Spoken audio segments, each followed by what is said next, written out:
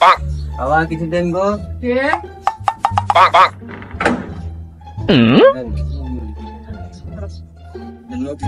ওই নোটটা দে, সামনে কেটে যা। বাবা কিছু দেন গো। 60 টাকা দিলাম, আমার জন্য দোয়া করবি, ফেসবুকে ট্যাগ করে যেন আমার তাড়াতাড়ি বিয়ে হয়ে যায়। ঠিক আছে বাবা। এই যে 60 টাকা দিল। দে নোটটা।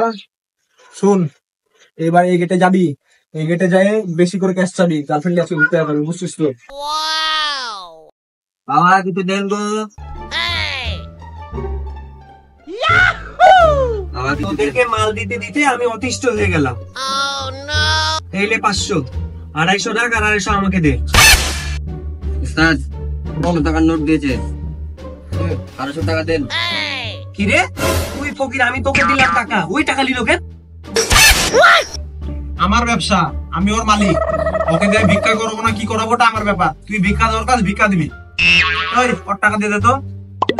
মালিক যখন তুই, এই বেচারাকে ভিক্ষা করানোর কোনো দরকার আছে? তুই ভিক্ষা কর, মাঠে নাম। আমি মহান ব্যক্তি, আমি কারো কাছে হাত পাতি না, উল্টা লোক খাটাই। তোকে অত জ্ঞান দিতে হবে না, মাস গেলে ওকে বেতন দিই, বানায় কিছু ইনকাম হয়ে যায়, বুঝলি? ওই তাড়াতাড়ি কালেকশন করবি, গার্লফ্রেন্ড এসে ঘুরতে যেতে হবে, চল।